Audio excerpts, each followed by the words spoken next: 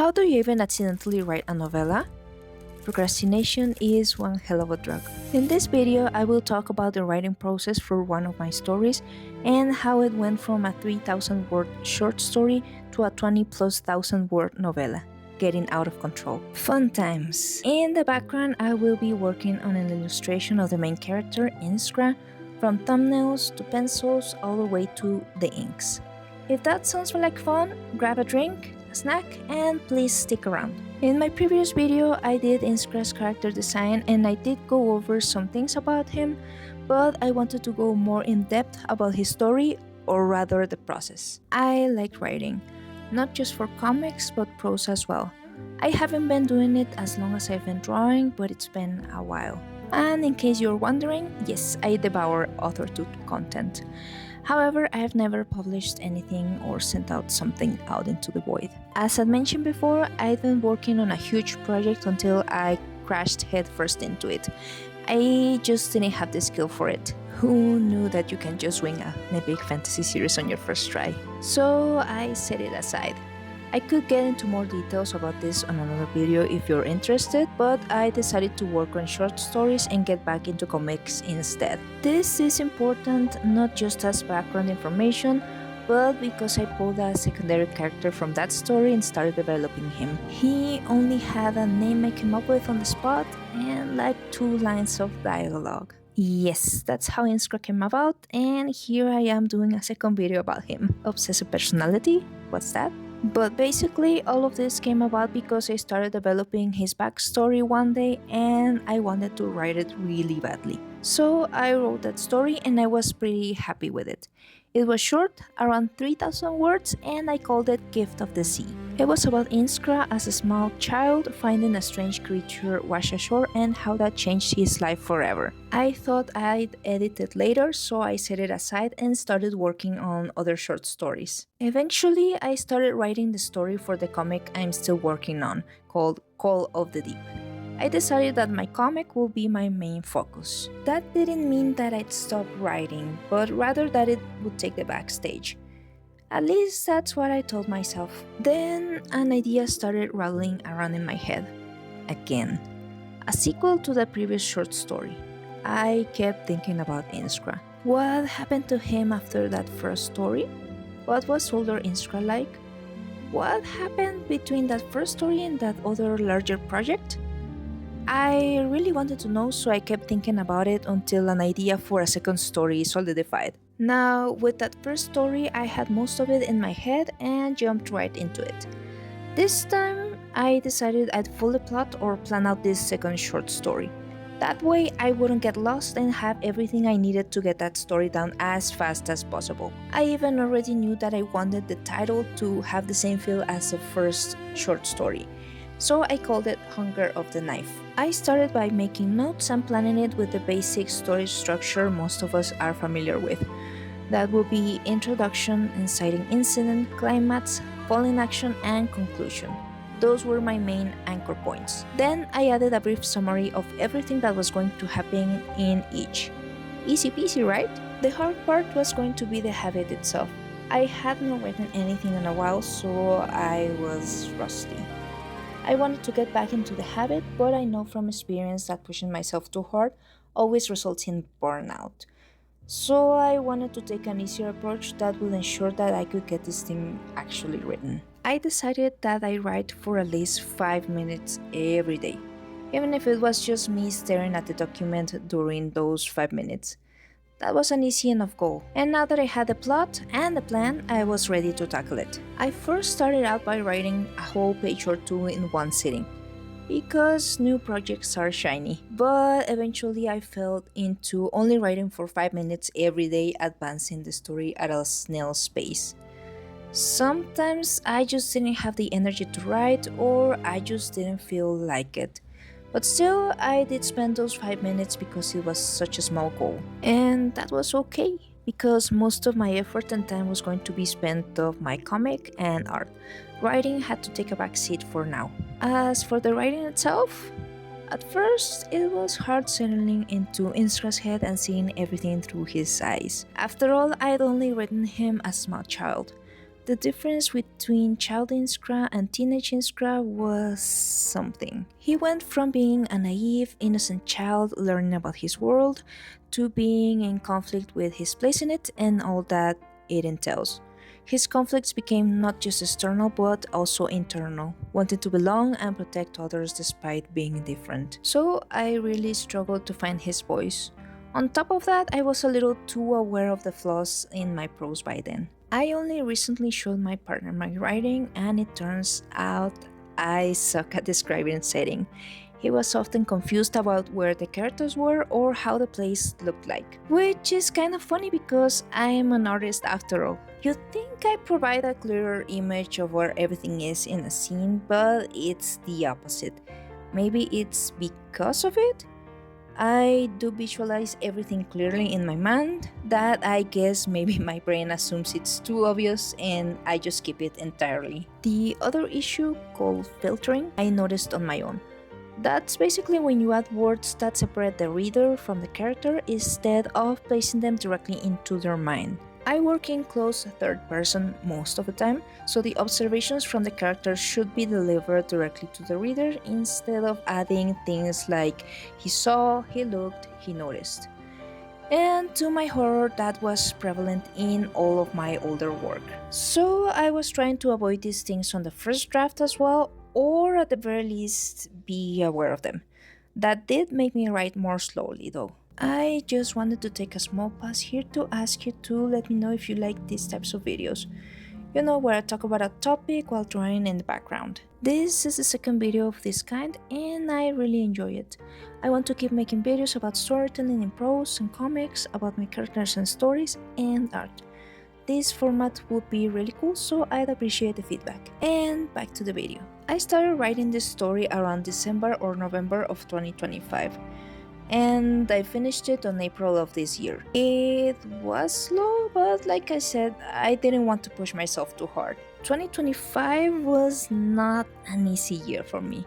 I was stressing out so badly that my eye would not stop twitching for months, and I wish I was joking. So I had to remind myself that small progress was better than none.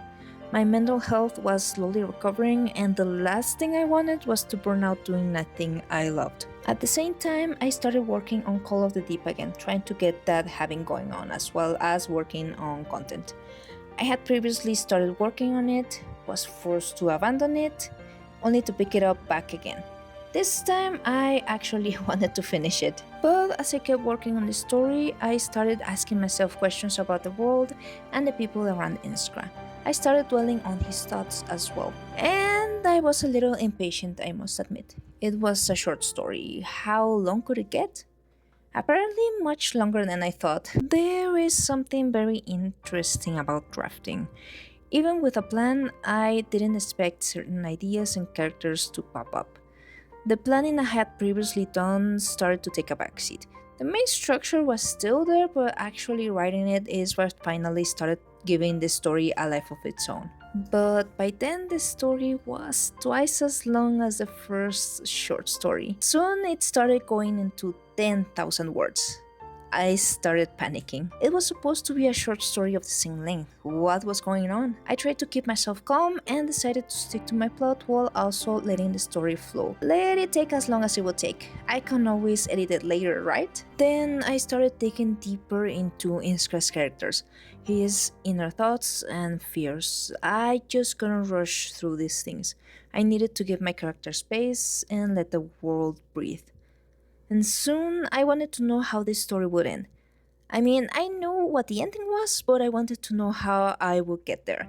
I was thinking more and more about this story and about Inskra. This is where the story officially grew up from a short story into a novelette. A term I only learned about while writing this project because I wanted to know what category it will fall under. Turns out a novelette is over 7,500 words and up to 17,500 words. Give or take. The cutoff ranges are really fuzzy. It's such a weird little format. There's something I haven't mentioned yet. There was a big plot point towards the end of the story, the scene that basically birthed this story. I knew what had to happen, but I wasn't sure of how or why. To be honest, it was the main worry about the story. I just hadn't figured it out yet. I could have waited and decided to write it once I had it, but I didn't want to wait and chose to keep going. As I drew closer and closer to the scene, I started feeling dread because I still hadn't figured it out. I started to settle on a specific idea I had. After all, if it turned out to be bad, I could just go back and edit it after all. No problem. The point was to just finish it. So I kept going with that plan in mind. And this story hit another growth spurt. It went from novelette into novella territory. On the one hand, I was glad I could categorize it into something that was familiar for most people.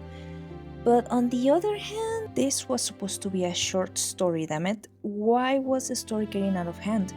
What was next? Having it grow up into a novel and start demanding respect? Not under my roof. But something interesting happened as I was deep into the story.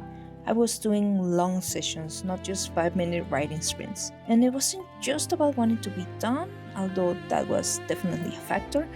It was also about seeing the story through. And then I finally got to that big plot point, and I was surprised. When I started writing that scene, I went in with that initial plan in mind. I wasn't convinced, but I told myself to just write it and move on. But then, Inskra decided to do something else. Now, I know some people have a problem with writers saying that characters have a life of their own. I know it sounds like woo-woo. It's not literal, of course, but for me, once I've gotten to know a character, things start to flow. I don't have to think about what they're doing, what they're going to say, or sometimes they even change major plot points. Thankfully, this didn't really alter the entirety of the plot here, otherwise, I'd be in trouble. This is where I thought, I'm almost done. Wrong. I still needed a lot of things to happen. Needless to say, this project was absorbing most of my free time by then. I was rarely doing other things. It was crazy. At the same time, it was fun and exhilarating. It had been a while since I'd felt that way. It reminded me of why I love writing and why I still come back to it even when it's hard and painful.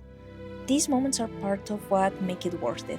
I have been really looking forward to the final scene when Inskra interacts with another character, so that gave me the final push. But I have to admit that I was dragging my feet through some things because I just wanted the story to be done. At that point, I tried to not think too much about my weak points or anything else, like info dumping a bunch of lore and clarity. That's going to be fun to edit. And then I was finally done at 25,000 words. I was left with a novella and a writing habit. I still can't believe it. So, what happens now?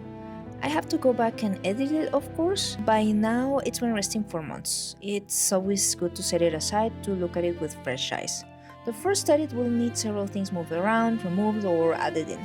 I already know where to start, but I've probably noticed a lot more after I read it again.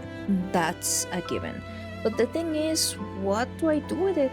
Stash it away to gather dust? Well, that sounds depressing. But that's what I've been doing with my writing in the past. I don't want to just keep on hiding it, especially if I want to improve and have people actually read it. I was thinking of maybe shooting my shot on literary magazines with the first story. This is a sequel after all, and a novella is much longer. So I don't know if a magazine would take it, even if it was good anyway. Traditionally publishing it is out of the question. I don't think you can even get an agent with a novella. How about self-publishing it? It sounds easy, but I don't have the money to invest in everything that's needed to properly do it.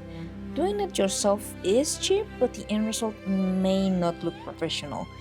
And then there's uploading it online for anyone to read it for free. Maybe like Wattpad or something? Making a comic out of it is not really an option either. I don't have the time and I want to do other smaller comics first. Well, I probably have plenty of time to think about that.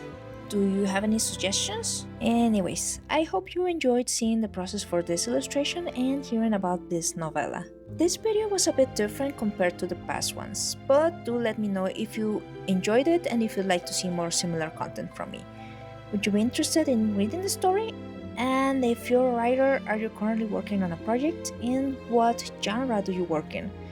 Please let me know in the comments below. Thank you for watching and see you around.